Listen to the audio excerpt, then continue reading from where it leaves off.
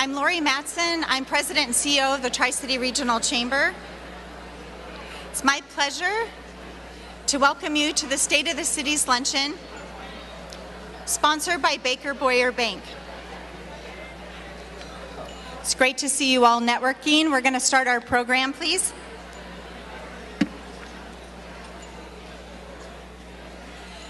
This event has become a chamber tradition since the first State of the City's Luncheon in 2003. I know. As our chamber grows, over 1,200 members strong, so does this event. It continues to be one of our most well-attended lunches. And today we have the largest crowd yet for State of the Cities. We're seating a whopping 464 people. So thanks everybody for being here. Prior to the luncheon, we held our first Small Business Resource Fair, featuring many municipalities and organizations from across the region that offer programs and resources to support small businesses. If you didn't get here early enough to visit the booths, please be sure to stop by on your way out and learn about these great programs. As the largest membership and business organization in the region, we're proud to present this program year after year so that our members and business leaders can hear from all 4 mayors and learn about the great things going on in our region. Today's moderated conversation with all 4 mayors will touch on many subjects, including economic development, city infrastructure, and an outlook on the next 20 years. At this time, I'd like to recognize all of the elected officials who have joined us for today's program. So I'm going to ask you to hold your applause. I'll introduce them one at a time, and then we'll give them all an applause at the end. So from the City of Kennewick, we have Mayor Steve Young, Mayor Pro Tem Don Britton, Council Member Matt Binke, Council Member John Trumbo. From the City of Pasco, we have Mayor Matt Watkins. From the City of Richland, Mayor Robert Thompson, Mayor Pro Tem Terry Christensen, Council Member Dory Luzo-Gilmore, Council Member Sandra Kent, Council Member Phil Lemley. From the City of West Richland, we have Mayor Brent Gerry, Council Member Richard Bloom, and Council Member Ken Stoker. From the Port of Kennewick, we have Commissioner Roy Keck, Commissioner Jane Haggerty, and Commissioner Bob Larson. From the Port of Kennewick, we have Commissioner Skip Novakovich, Commissioner Tom Moak, and Commissioner Don Barnes. From the Franklin PUD, we have Commissioner Roger Wright. And from Senator Patty Murray's office, we have Central Washington Director Raquel Farrell Crowley. If there are any elected officials that I missed, please stand. We'd hate to miss out on recognizing you. I'm sorry if you didn't make my list. And before we give them a round of applause, also joining us today are many staff members from all of our cities. These are public servants that help our community operate every day. And we'd like to ask all of the city staff to also stand as well. Please, we'll give them a few minutes. If you're from one of our cities, please stand there, and let's give all of our elected officials and our city staff a round of applause. Thank you so much. Thanks for joining us today. We really appreciate your service and dedication to the Tri-Cities. And now I'd like to ask everyone to please stand and join me in the Pledge of Allegiance. I pledge allegiance to the flag of the United States of America and to the republic for which it stands, one nation, under God, indivisible, with liberty and justice for all. Thank you. You may be seated. This year's State of the Cities program is again sponsored by Baker Boyer Bank. And joining us from Baker Boyer Bank today is Vesna Dodge. She's the Vice President and Regional Manager of their Tri-Cities office. Please help me welcome Vesna.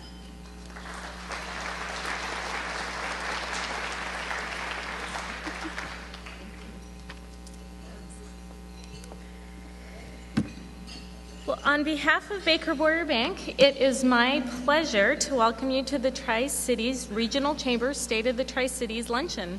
It's really a privilege for us to be able to have the opportunity to be a part of this really important annual event for our cities. Baker Boyer Bank was established by Dorsey Singh Baker, an enthusiastic young doctor who moved to Walla Walla in 1861 and quickly set to work helping the town prosper. He saw possibilities where others might not. Baker was an early Washington visionary who brought railroads, education, a mercantile, and a bank to help propel the state forward. And now, almost 150 years after Dr. Dorsey S. Baker and John F. Boyer opened for business, the team at Baker Boyer still shares that vision to build and empower the community. Our Tri-Cities office, located in Kennewick, has been an extension of that commitment to our local communities for nearly 2 decades.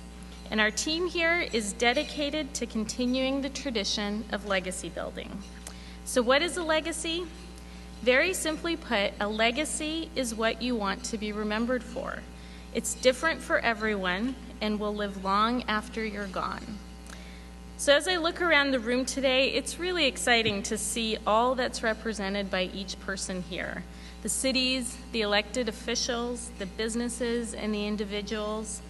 We're all working together to continue to grow a legacy that is the Tri-Cities.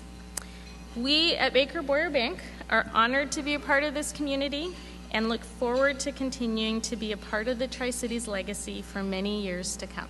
Thank you.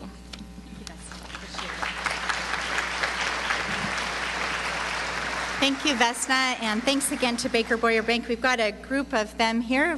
How would you all like to stand so we can recognize all of our representatives from Baker Boyer Bank? And thank you so much for your sponsorship of today's luncheon. Thank you so much.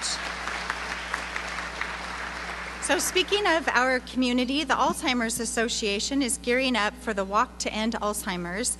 And here to tell us a little more about that walk is the Alzheimer's Association representative, Leslie Woodfield. Leslie? Good afternoon. Thank you so much for having me here today, and I'm excited to share with you about the Walk to End Alzheimer's. This year, it's going to be on September 9th, and we've moved our location this year. We've been at Clover Island forever, and I think it's about the 10th or 12th year that we've been doing the walk, and it's going to move down to Columbia Park this year.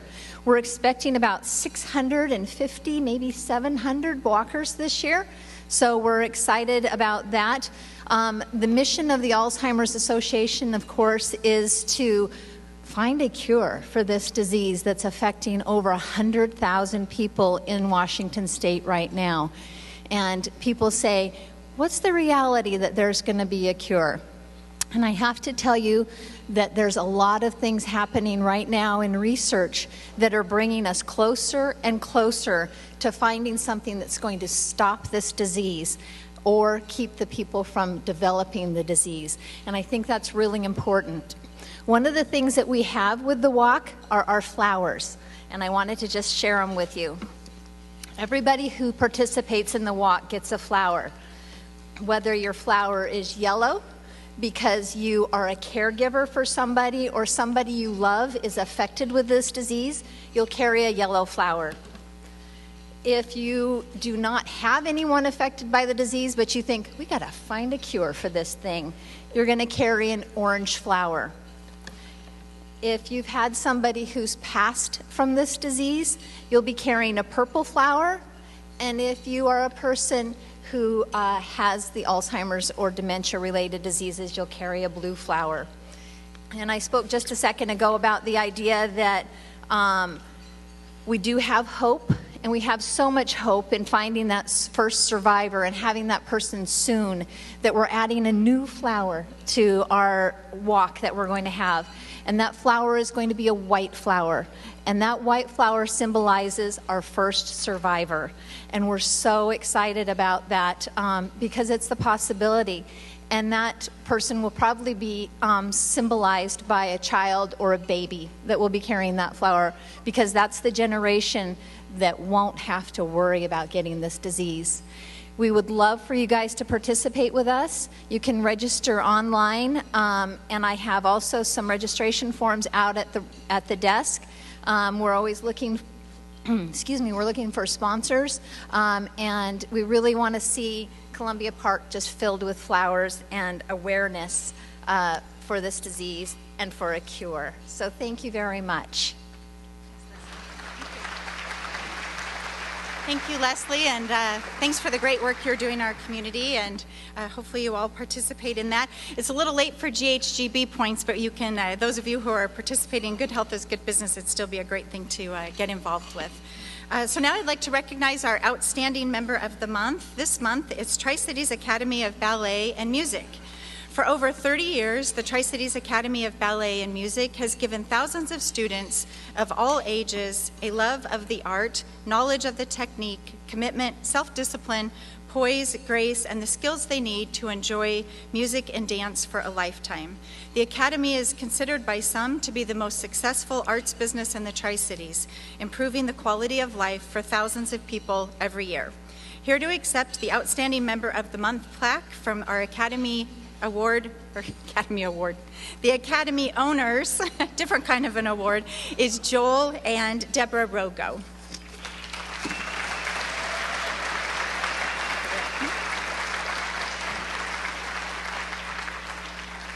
Thanks so much. Yes. Let's give them another round of applause. Thank you so much for your continued support of the Chamber. We're proud to recognize you as May's Outstanding Member of the Month. So it's now my pleasure to turn our program over to our board chair, Tony Umek, who is going to lead us through the rest of today's program.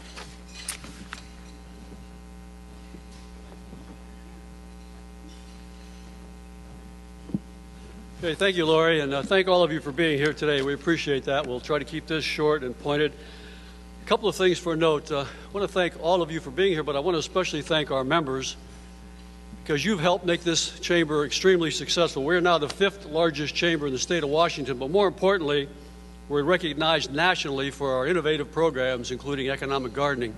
I want to thank Lori and her staff for such innovation, because it puts us in a position where we can add value to your business, and that's the reason we're here. So thank you, Lori. Appreciate it.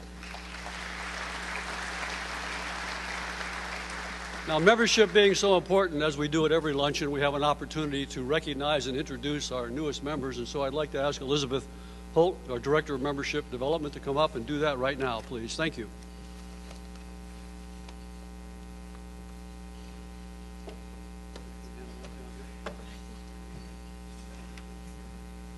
Thank you, Tony.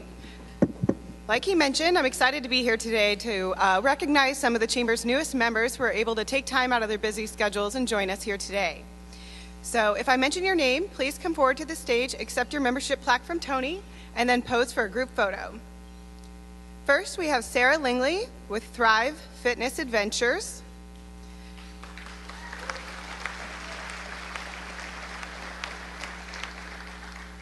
We have Cody Sanford with CC Commercial Curbing.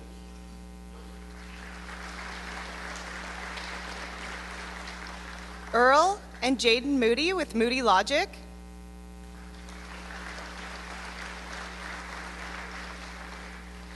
Zach Canario with River's Edge Designs.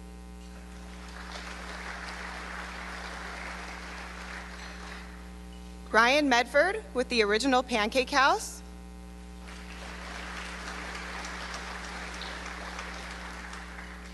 And Diane Veckley, independent distributor with Lip Sense.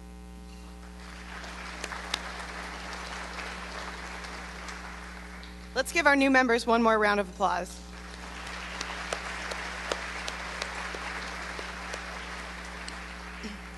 Next, I'd like to recognize some of the Chamber's longest-standing members. The members I will mention have been involved with the Chamber for 20 years or more. Bennett Reynolds, Budget Print Center, Columbia Industries, McDonald's Restaurants, Ray Poland and Sons, City of Kennewick, Perfection Miller Paint, Tri-City Herald, KNDU TV, Ben Franklin Transit, Highland Health Food, Pacific Recycling, Moon Security, KFFX Fox 11, Tri-Cities Cancer Center, Final Touch Upholstery, The Personal Touch, Chervinel Construction, Round Table Pizza, and Vision Mortgage. Let's give these long-standing members a round of applause. Thank you. And while you're doing that, I'll talk about the format of today's program. In the past, we've had the opportunity for the state of the cities, for each of the representatives to come forward and give their featured presentation. We thought there might be a more interactive process which would be moderated and allow all of the 4 cities to be represented at the same time and to have more of an interaction. So we're going to do that today. And we're very fortunate to have as our moderator Mr. Jim Hall, a good friend who is with Kennewick Regional Medical Center, currently has a number of responsibilities, including the weekly radio program, Cadillac on Call, and the TV program, Weekly Health Journal. I think it's Community Health Journal that's on each week. Some of you may remember Jim when he was in the broadcasting business for KEPR. He's a great friend and a great person. He'll do a great job here in doing this moderation, so we look forward to it. So with that, I'd like to ask you to give a good chamber welcome to Jim Hall.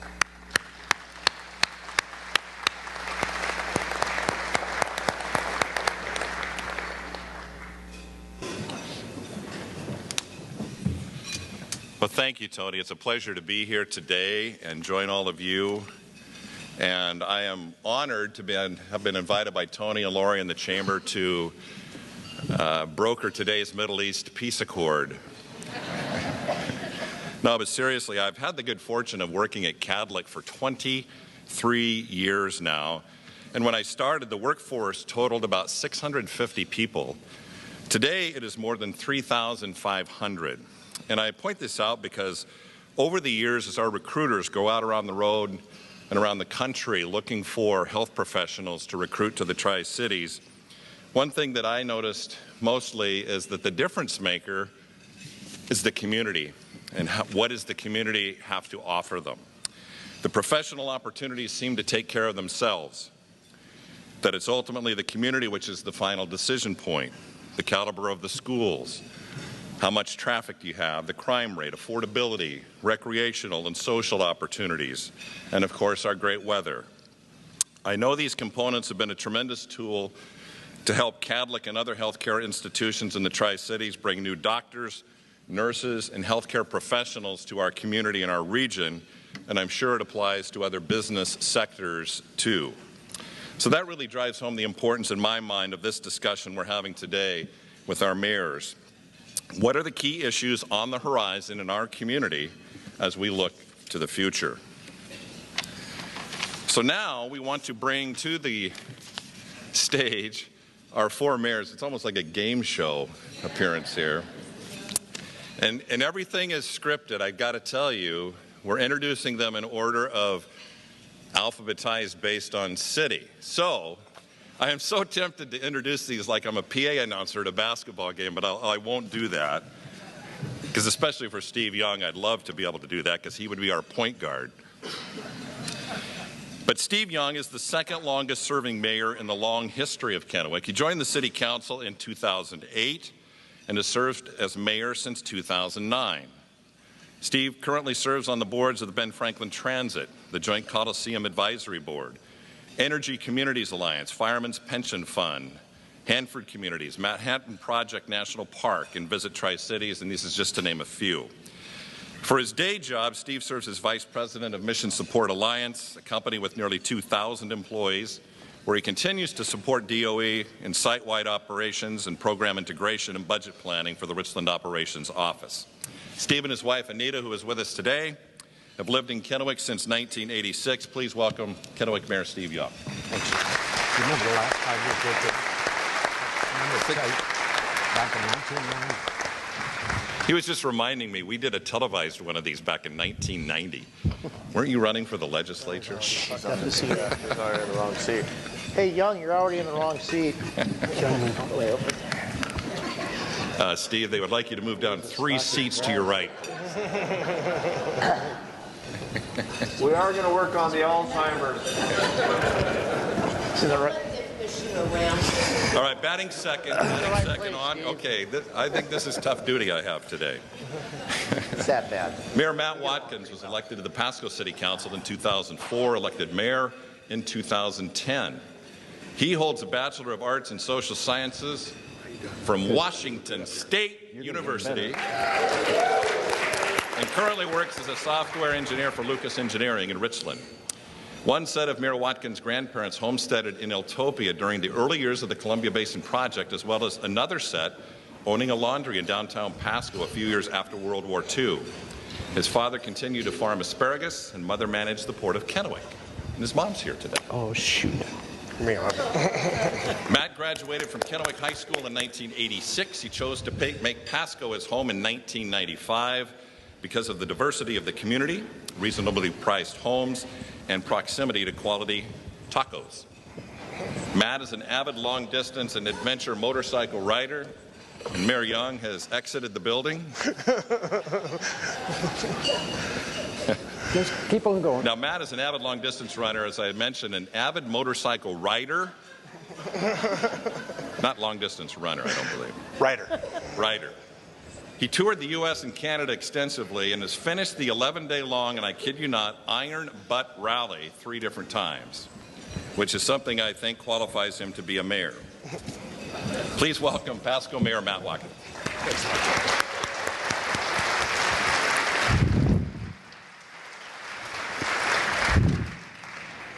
And then there's Bob Thompson. Bob is a lifelong resident of the city of Richland. He served on the council in Richland since January of 1994 and as mayor 2 different times, 2000 to 2004, and from January of 2016 till now. Mr. Thompson received his BA in political science from Washington State University and has his law degree from Willamette University. I have full disclosure, I have a son that's a Husky, hardest thing I've ever had to do. So he's currently in private practice, has held a number of memberships in Washington State Trial Lawyers Association, the Washington Defenders Association, the Western State Trial Lawyers Association, and the National Association of Criminal Defense Attorneys. Bob is past president of the Benton Franklin Health Department, president of Dial Help. He served as the vice chair of the Energy Communities Alliance and has recently been appointed as chair. Bob was also appointed in May of 2009 to the Environmental Management Advisory Board by then Energy Secretary Stephen Chu. Join me in welcoming Richland Mayor Bob Thompson. Good to see you. Brent Gerry, the mayor of West Richland. Brent was elected mayor and began serving his 4-year term in January of 2014. Mayor Gerry previously served as a West Richland City Council member for 4 years, from 2010 to 2013. He's been married to his wife Denise for 28 years, 2 daughters, 4 grandkids, and they've lived in West Richland for 24 years, and I'm sure much has changed over that time. Brent and Denise are second-generation owners of Richland Auto Care Center, having purchased the family business from Denise's grandfather. Please welcome West Richland Mayor Brent Gerry.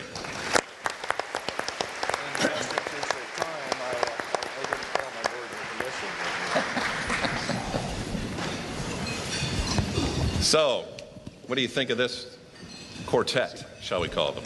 It's always a pleasure. I want to point out these tables in between the chairs not only hold their water, they're a dual purpose. We'll be having arm wrestling contests before the afternoon is over. I'm in trouble.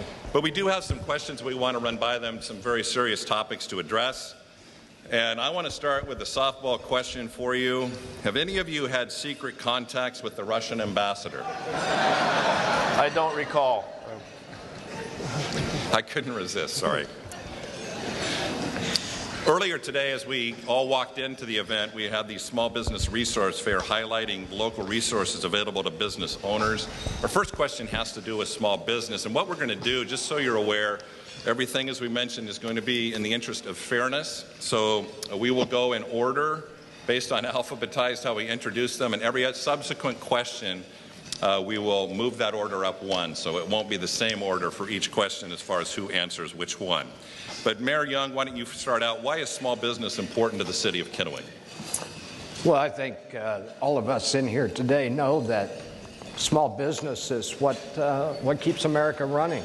It's the largest group of employers in this nation. And in the city of Kennewick, we work hard to develop small businesses, to help build small businesses up.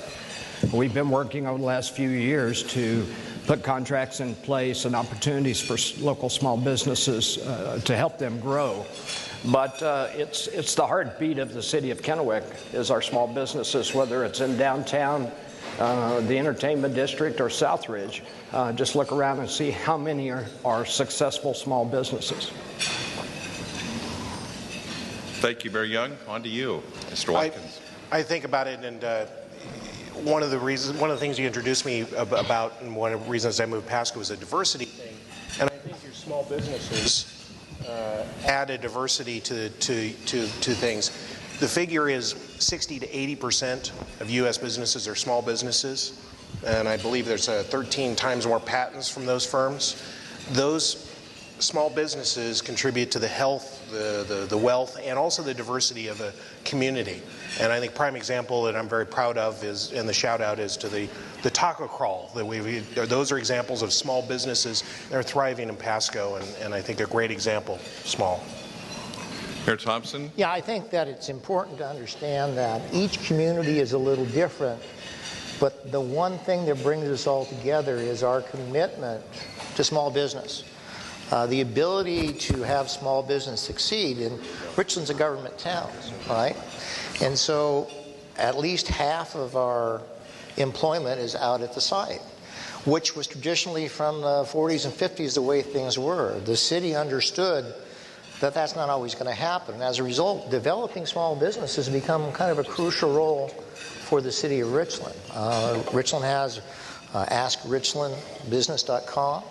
It's a website that allows small business to act together to assist in that effort.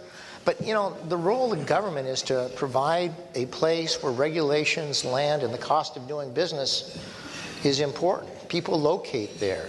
Richland's lucky because we have about 10% more income per capita than the other communities. So if you're looking at it from a business development perspective, Richland has a little bit of an edge just because we have more resources to throw at the problem. And as a result, Richland, you look at Queensgate, the development that's pretty much run out of room there. And then you look at Columbia Point. When we did Columbia Point, we thought it'd be 30 years before it filled out. I got to tell you, it's been 15 years and it's pretty much done.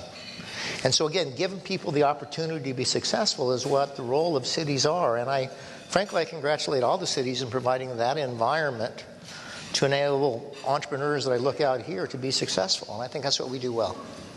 Mayor Gerry from West Richland. I have to echo the same sentiments as Mayor Young, that small business certainly is the heartbeat of America. I look out here today with all of the individuals we have here, 450 strong. I'm going to ask every one of you small business owners to raise your hands right now. So look at this. This is a lot of small business right here today. The city of West Richland, being a bedroom community, certainly has its challenges in regards to small business. We have approximately 80% leakage of retail sales tax to our sister cities. With being a bedroom community, everybody going to work. That's why we built that bridge for them, just like working on building. And that's another reason that when he's built out with his Queensgate area, they're going to continue on west, which we've already seen that with other projects that we have going on out in the city. But it's certainly a challenge with the bedroom community to attract business in general. So we have to be creative in our planning, in our public works department, how to invite the small business to come and build and locate in our city. So we work real hard in the planning department to make it easier to permit. Public Works maybe to help incentivize some special needs of some sort. Example, the Van Giesen corridor. Years ago, the state widened the Van Giesen state highway that runs through the city of West Richland, took all of our frontage away from our business owners. So when I was elected, we had to address some problems, and one of them was incentivized through parking regulations to make it easier for people to get a business going and have the parking spaces that are available to small business. So we reduced that and created some shared parking and helped incentivize the Van Giesen corridor redevelopment. Quick follow-up on that, and I don't mean to put you on the spot, Mayor Gerry, is the population of West Richland, say today versus 10 years ago, what kind of growth have we seen? Yeah, well, for example, when I moved to the city of West Richland, we had 4,000 people. and now we're right bumping at 15,000. So the growth is incredible, and with that comes challenges. But with the talented staff that I have here today and the ones that are still back holding the fort down, we are able to take on that task and be successful. Mayor Thompson, on the topic of you all addressed the importance of small business in each of your communities, and I'm sure you end up competing for those businesses, but in the end is the important thing making sure those people, those businesses stay in the Tri-Cities? Yeah, I think that's true. I mean, co-opetition is a good thing. I mean, we are all in this together, and where one community may fail on an individual business, that just opens another opportunity for the other communities. And people don't seem to understand this. And so let me just simply make it as clear as I can. The Tri-Cities is a wonderful place to live and do business. The cost of doing business and the regulations that prohibit business from being succeeded are about the 10th of that on the west side of the state.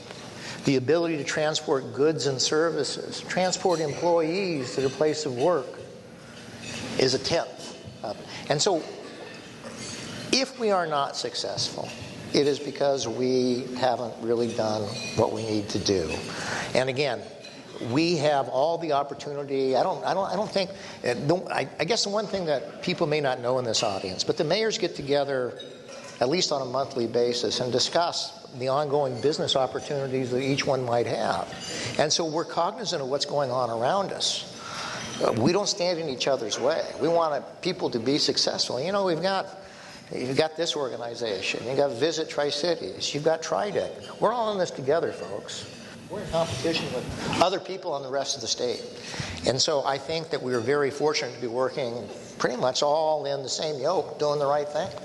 Mayor Watkins? To actually point out a specific and tangible example, Pasco thanking Richland in a case where the AutoZone that we've $40 million investment actually came to Richland first.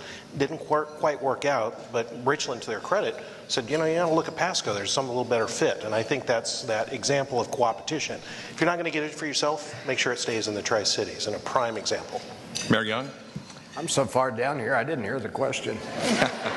Or you forgot it. Okay, I forgot it.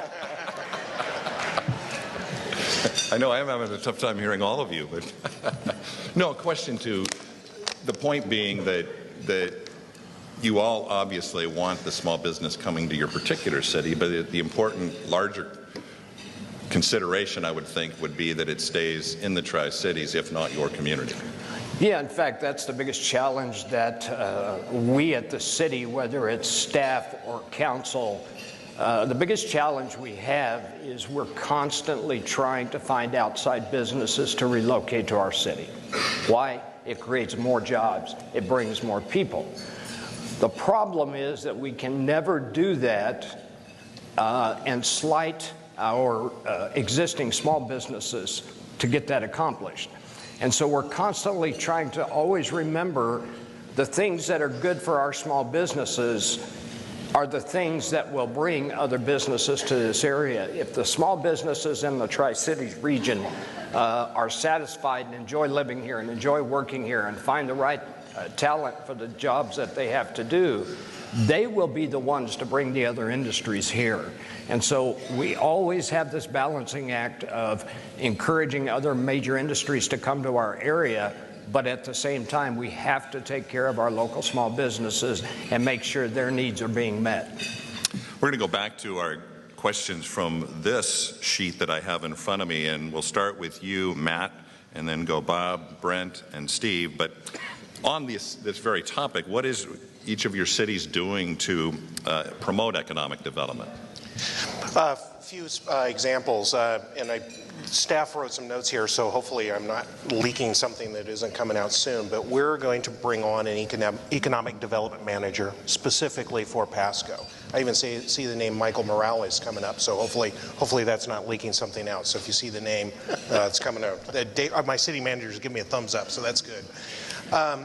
One of the things we've been doing, and Dave himself and staff, going off and attending the ICSC stands for International Council of Shopping Centers show in Las Vegas. Try to attract some major retail businesses to Pasco. Of course, they don't stick to Pasco. We'll make sure they try and stick in the Tri-Cities. And probably something you've been seeing a little bit about, the Broadmoor area of Pasco, the Road 100 area. We've been going through a process with stakeholders to formulate a long-term development plan for that area for infrastructure impacts, and not just develop it piecemeal. I think it might be something more modeled on Columbia Point as an example of thinking about the future. And I think that Broadmoor area, we know that's the geographic center of the Tri-Cities right now. Also, some of the things we've been doing, focusing on essential utilities. Your question earlier, I started in 2004. Pasco was 40,000 people, and we're over 70,000 now, and that's just about 14 years later. So amazing amount of growth. So you got to keep up with all your infrastructure. Water reuse facility is one example of that value add to not having to send the water to the sewer system, but to a reuse facility that's that washes the potatoes out of the reesers in those places. We've also been working on rail spurs, economic development with the port, Lewis Street overpass. We're going to get that done one of these days. And also some Oregon Street improvements. Anybody who might have gone out to this cemetery and see the rolling wall might have seen some Oregon Street improvements. So some tangible examples of Pasco working on those. Mayor Thompson? Yeah, I think, I answered this a little bit earlier, but it is important to create the framework where business can be successful. I grew up in Richland, and Richland was a government town. How many of you contract with the federal government? Anybody? Just a few of you. You know why? Because going through the process and procedures for a small business to get a part of the pie in the federal system is extremely difficult. That applies across the board. When I came to the city of Richland back when I started doing this, the regulations and rules on how to go about getting a business license, you'd go here, then you'd have to go 3 blocks down to get another box checked and move it. Government doesn't have to be that hard and doesn't have to be that big of an obstacle to create success. The city council and its staff over the number of years I've worked there have done everything they can to streamline those operations. I really think the success for business and economic development, I want to talk about specifics about what we're doing. I think that comes up in a later question perhaps, Jim. But again, having a good staff that understands what the goal is. You don't have to micromanage everything. If you know you got to get over there, you don't have to run over there when you know you got to end up over there. So Cindy, our city manager, has done an excellent job acquiring talent that understands that we want to end up over there and not hold people up along the way for purely regulatory reasons. And those people, most of them are here today, so I just want to give you people their name because you have the opportunity to work in Richland, and these are the people you need to contact. So if I could, John Amundsen, Kerwin Jensen, Zach Radke, Miles Thomas, and Darren Aaron Smith. Those are individuals, and if you look at it, the number of people we've got committed to economic development is a little larger than a lot of people. But again, our role is not only just local business, but we have a lot of federal things that go on in the city as well. We have Cadillac. Think about the improvements in the Swift Corridor, right? It's amazing what happens when you give the opportunity for people to be successful and get the hell out of the way. And I think that's maybe what the city of Richland tries to do. Get the hell out of the way and let you guys be successful. Mayor Gerry in West Richland. Well, that's why I bought Grandpa's business, because they got out of the way for him some 20, 30 years ago. So we thank you for that. Appreciate it. Well, he's a tough act to follow. These attorneys, they're long on the wind there. I love him, though. Economic development. Last year, I was up here talking to you about a wine effluent facility that the city of West Richland was under construction out the Red Mountain Center area. That facility was completed in 2016 and was successful in its first processing of wine waste. And not only was it successful at that, but it also bared some fruit, no pun intended, with the Crimson Wine Group out of California coming up to the Red Mountain Center, the city of West Richland, purchasing property and producing or under construction for their Double Canyon label, 40,000 square foot facility. And that facility will be able to produce approximately 40,000 cases annually with the opportunity to build another addition to their facility and potentially have 100,000 case production. So that's something that's been successful in the City of West Richland and the Red Mountain Center. Also, we have the Belmont Business District that is doing a couple of things. With the Belmont Business District and the relocation of the Municipal Services Facility, which was the new City Hall, up on 7 acres of one of the corners that is a 20-acre parcel, that became the anchor tenant for the development of the Belmont Business District. Now, years past, the City of West Richland has not had true shovel-ready property. We've had some dirt, but nothing that had infrastructure, curb, gutter, water, sewer, electrical, those things. So with the council's foresight to allow the municipal services that will be located at Belmont Business District, we now have the opportunity for approximately 44,000 square feet of commercial retail space that front Keene Road.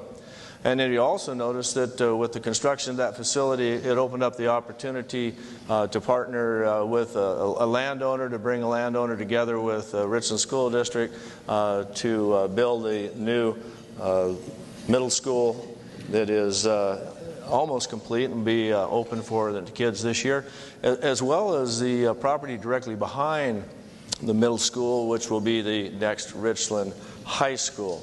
So with that, the economic development of the Belmont Business District is huge because the city owns this property. The city's marketing it. We've set our design standards and an expectation of what we want to see for business in the city of West Richland. So with that, I'm very proud of our staff that worked very hard to make this happen, as well as the council to have the vision that the city of West Richland needs to provide opportunities for growth. And the only way that we can do it is be inventive in that manner. In years past, when properties became available in prime commercial areas, people would buy that property and they'd sit on it because it was going to be a good investment. Well, a good investment to an individual is not a good investment for our community. So I've made sure that we've gone the direction to provide the opportunities for small business and growth in the city of West Richland. Mayor Young, do I need to repeat the question? No, sorry, that's right. Sorry. Economic development in Kennewick. Yeah, we use this term economic development. It's kind of become the flavor of the month. What we're really talking about is what are cities doing to drive the economy upward.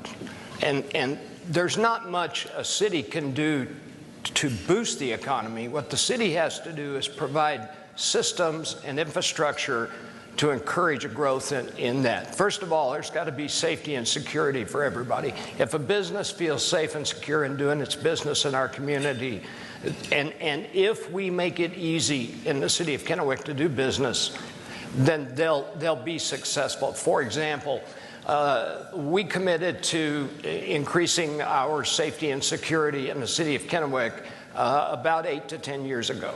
And what we've done since then is we now have the new tax that we use for hiring our new police officers. And that was done by the voters countywide. And in that period of time, we've hired 15 new officers. Why? Because we want the public and the businesses to feel safe and secure in being able to do business in our community. But we also had to make it easy for businesses. And what we did is we began to research ways to get permits done so that buildings could get built much quicker with a much more finite cost. And so we developed an over-the-counter approach to permitting. And so a business, an individual wants to go out and build, as we're having built now, several hundred homes are being built in the Hanson Ridge area on South 10th Street. And you're going to see more and more of that. Well, what we had to do is find a way for those developers to get those houses built more quickly with a fixed cost. And so we have an over-the-counter program that's working almost too good in the fact that we're having to hire people in the city of Kennewick just to keep the permits flowing. But then we had to also find land. And the challenge we face in the city of Kennewick is because of the wonderful state of Washington's idea about urban growth management, meaning you don't get to grow. They said, look, you've got this natural division called I-82. So I'm assuming God put that in according to the state. And so right now, we can't grow beyond I-82. So we're having to provide a place for businesses to grow and a place for them to do business. And for many years now, we've wanted to put in a new road called the Steptoe Hildebrand. What it's really, if you take a look at what the city of Kennewick done, it has put a loop around the city. And it's taken every piece of land that we have in the city and opened it up for both housing, in other words, family living, as well as business, whether it's commercial or industrial, to try to find ways for the cities to offer businesses an opportunity to grow and expand within the city. So there's many things that cities are doing. That's probably one of the areas the four mayors spend talking about on a monthly basis more than anything else, is how can we help such and such get to where they need to get to. And that's what our cities, all four of the cities, are working hard to get those accomplished. And it's one of the things we take the most pride in. I want to interject a quick question, just hopefully a 15, 20-second response from each of you. And let's start with you, Mayor Thompson. What keeps you up at night as your role as a mayor in your community? Say that again? General Matheson. No. You know, magical thinking. People think things happen without planning and without resources. Too many people think stuff just happens. Anybody who's been in business or in city government knows that's not how it works. You've got to get rid of magical thinking. The unicorns don't save you. You got to save yourself and you got to save your community. That's what worries me. There's a lot of people that don't understand that concept. Mayor Gerry? Boy, there's a lot of things that keep me up at night. But as the mayor and the CEO of the city, the responsibility of how to grow the city in a manageable way that is going to be for the better interest of all of the community while protecting the lifestyle in which everybody has come to West Richland to live and experience and raise their families. It's a challenge that's ongoing, and it'll be ongoing for years to come, but I'm one that can take that challenge on and be successful with the staff and the council that we have. Mayor Young? My golf swing. No, you know, my concern is that the next 20 years in this region will be a time of change that's unprecedented for those who grew up in this area. What concerns me is how willing the public is to invest in what needs to be invested in. We consistently hear about the things people want, the things they believe they need. And then when you start talking about the cost of those things, people panic. And so we're getting ready to go into a new time of maturity for this area. And I think a lot about how are we going to get there from here. It's all part of everybody committing to it, and I think about that a lot. Mayor Watkins? I'm a fundamentally positive person, and the outlook Tracy is great. I believe that strongly. But what does keep me awake at night? The people who aren't in this room. 460 people here, by and large, get it and know that things are always more complex than just the surface answer. Some of the things on social media where people think if you just get out of your own way, everything's going to be okay. And it's always more complex than that. And the challenge that myself and everybody in this room to make sure and tell people the truth and the full truth about how things happen. It happens because people are determined. And trolls get me a little bit, and that's an honest answer. You've all touched on the issue of infrastructure, and to this very point of what is the right balance as we grow as a community. You know, when are we going to get, when we get too big, or the concerns that we get too big on infrastructure in particular, to Mayor Young's point about the community and the resources required to fund these. Some of these projects that are necessary aren't, for lack of a better word, the sexy projects that really appeal to people. They're necessary projects. Maybe start with you, Mayor Gerry. Well, boy, you hit that on the head. The Public Works Department thinks that water and sewer is sexy, so I don't know how they get that figured out. But my apologies. Now, some of the projects that we're working on is reconstruction of a Brotherhood Reservoir. As our city has aged, so has some of the infrastructure, and we've got to stay up with that. Water is a necessity, obviously, for everybody's community. We have the Quad City water rights, but in large, the city of West Richland relies on water wells. So we have a new well that's out on the Lewis and Clark Ranch, and we have a new reservoir that we're constructing to house that water. But some of the other things that we've got going on for the infrastructure aspect of it is let me back up one. We have to look real hard at how we're going to find funding for infrastructure. Small community, not a large general fund resource.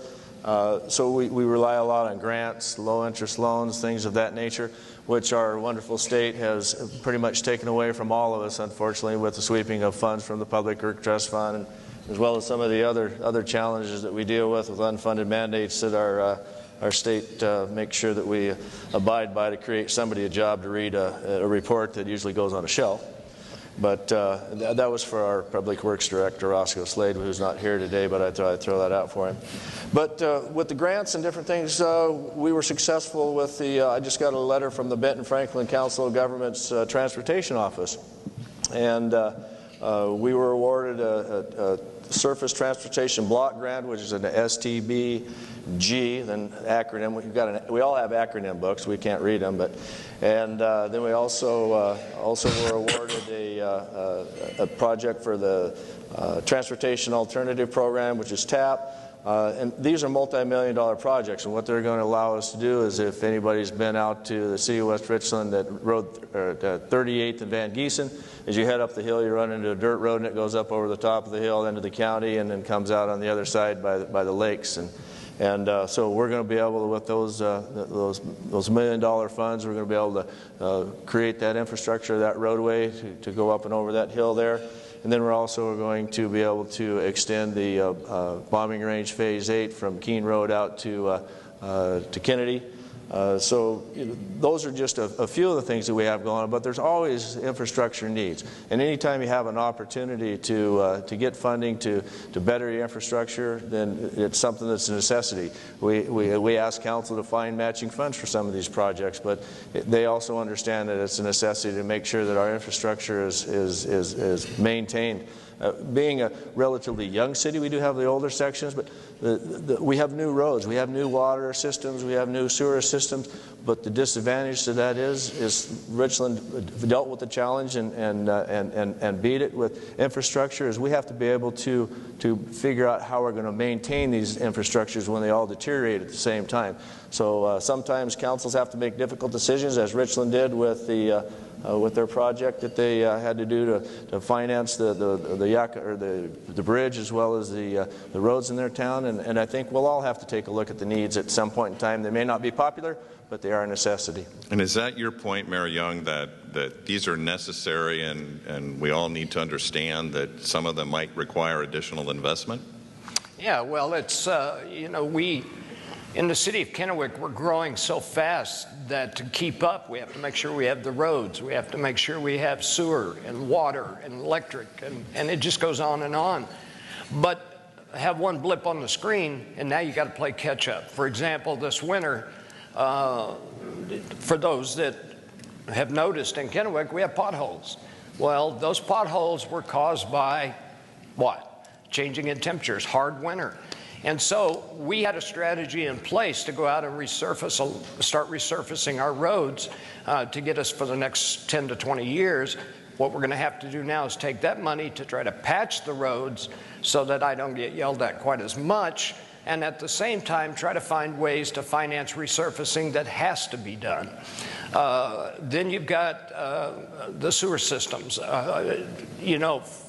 As hard as we work to plan ahead, sometimes it catches up with you, and we've got lots to do with our sewer systems.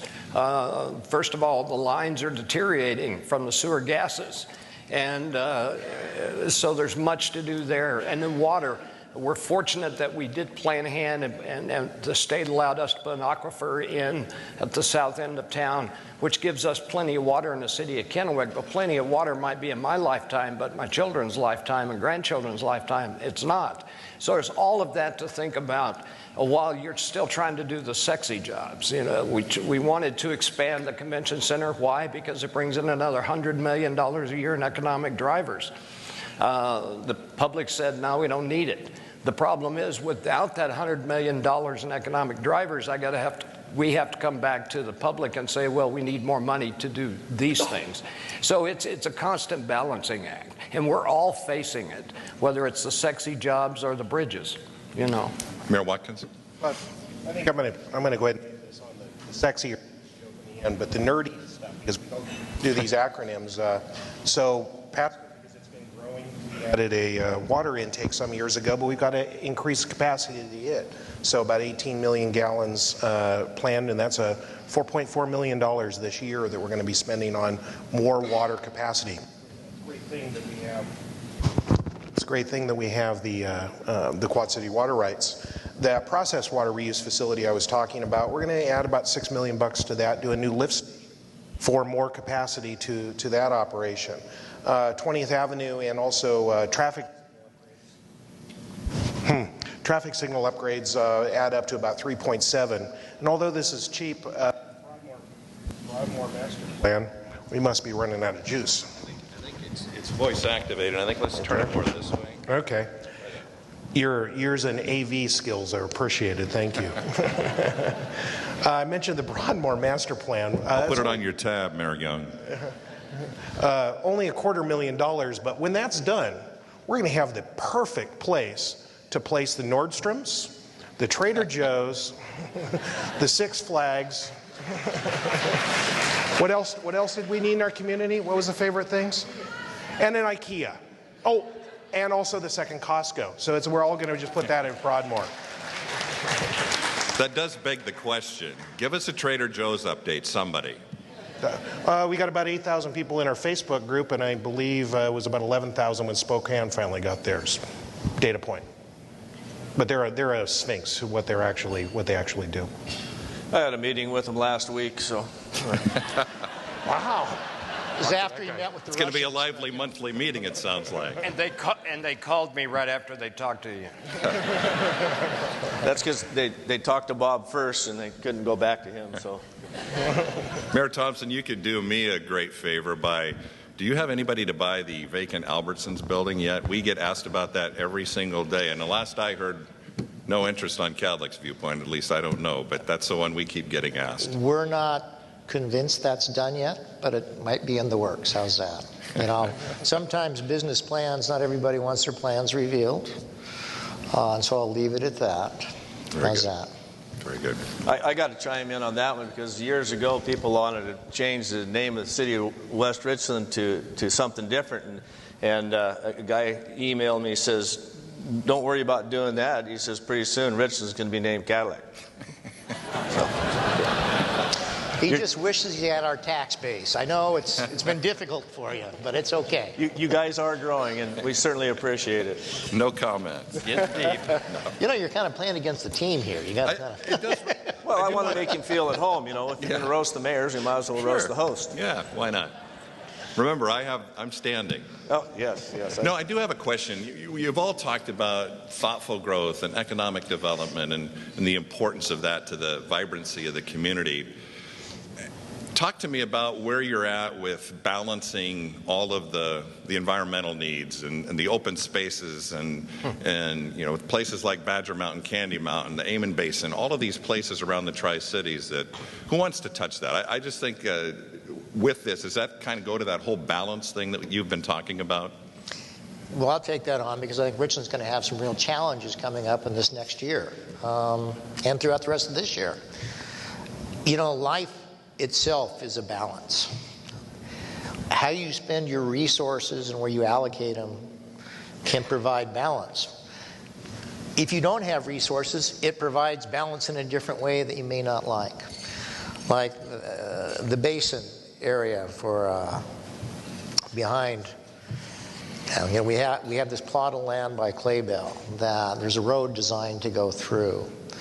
That comes with a great deal of angst for people who don't want it to go through because it goes through a preserve.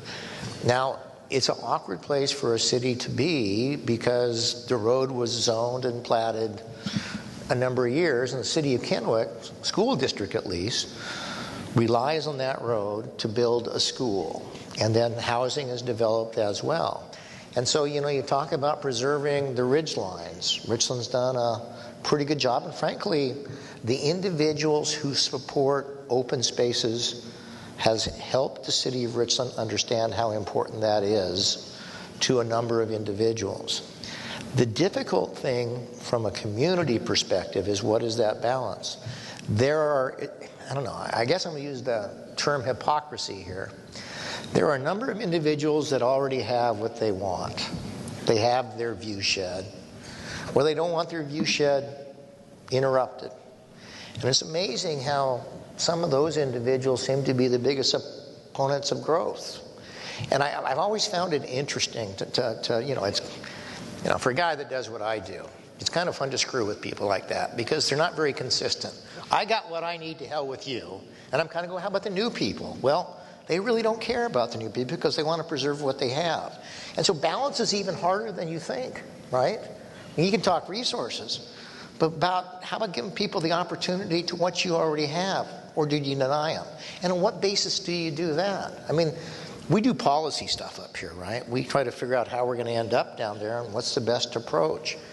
It's a far more complicated animal than you might think. And so I'll leave it at that. It's a challenge, it really is.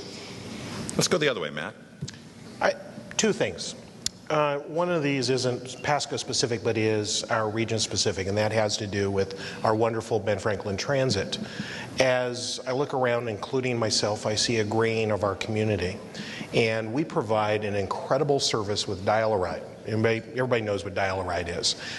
That is obligated to provide curb-to-curb service, but in the Tri-Cities we provide, well, not only door-to-door service, but occasionally grocery store checkout line to your table service. And that's something that we value greatly in this community. And I know there's transit folks over here who are very proud of that. That is going to become more expensive as the more of us end up using that service. I think we're going to wrestle with that question in the community, how to make sure we keep using existing resources efficiently, but how do we keep that as a service as we all get older? Second one is civic engagement. We had a lot of people turn out for elections, local elections this year, Pasco included. And that is wonderful. But at the same time, voter turnout still remains low, and we're going to say it forever, but getting the people, again, not in this room, interested in the public interest for city projects and efforts, how do get people engaged? And I point out there's a bright spot to that story, and I think the Pasco Police Department's Facebook page, it has, I don't know, 12,000 folks, Chief? 37,000 folks is a prime example of a little bit of genuineness and snarkiness to involve people. I think there are some models that we're going to need to go through in this community, and I think those include some of the challenges and some of the things that we can do even better. Mayor Young and Mayor Gerry, Steve, go ahead.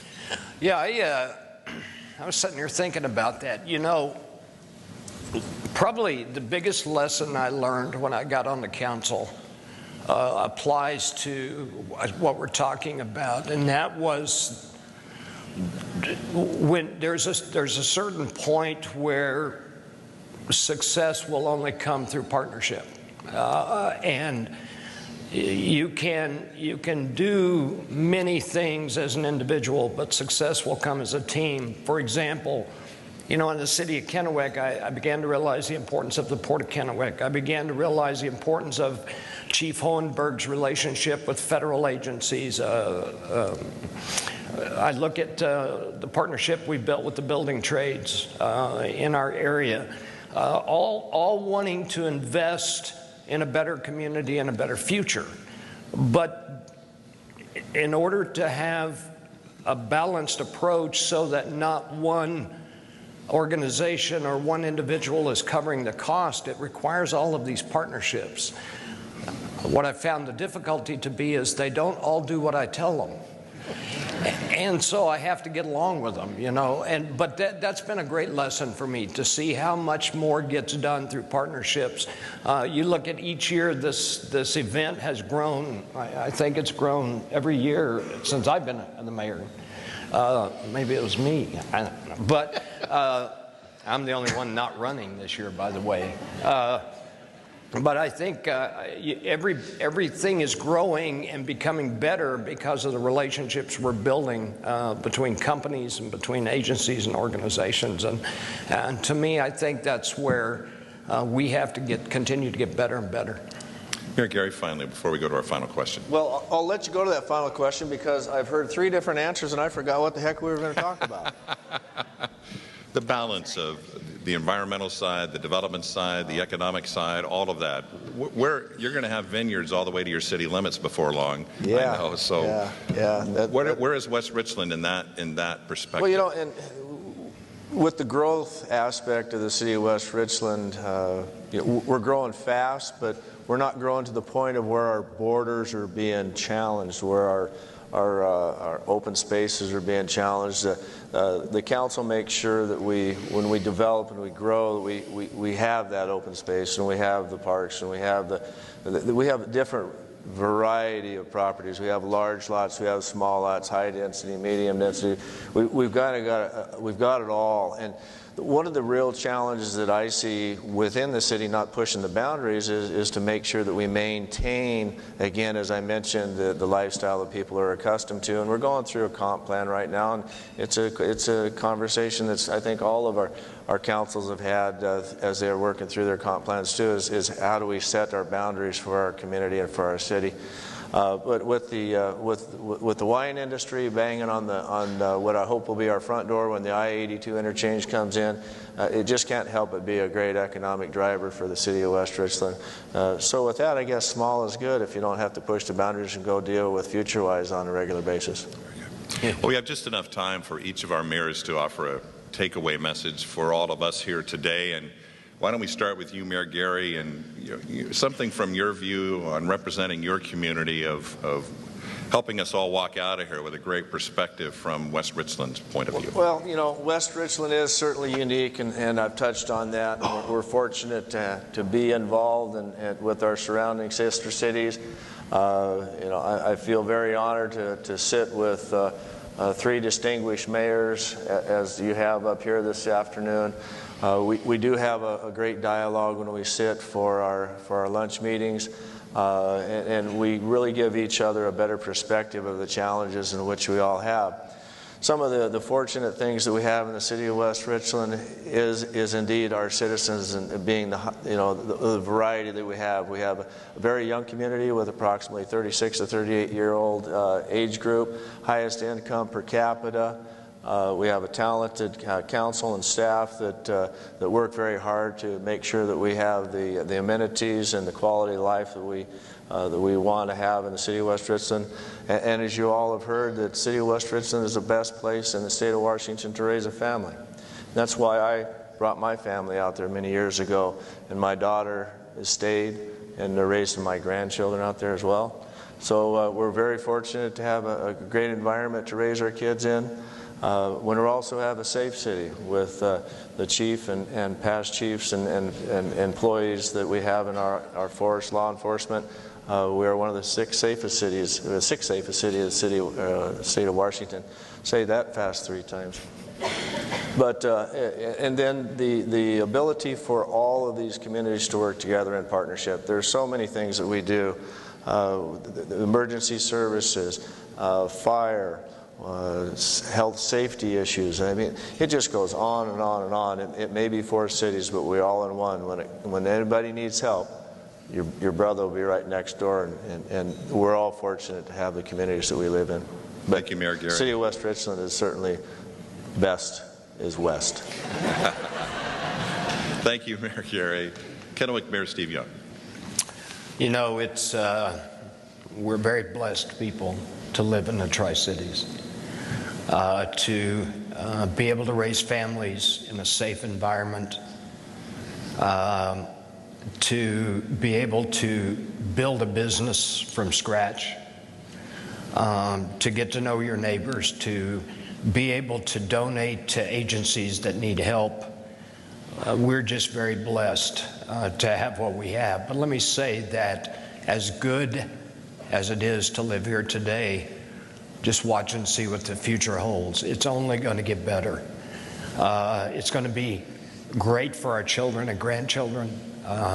The future's bright, and it's a perfect time to just enjoy relationships with one another.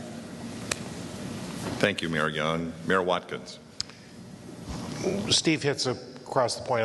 I've said before, I call this the golden age of the Tri-Cities.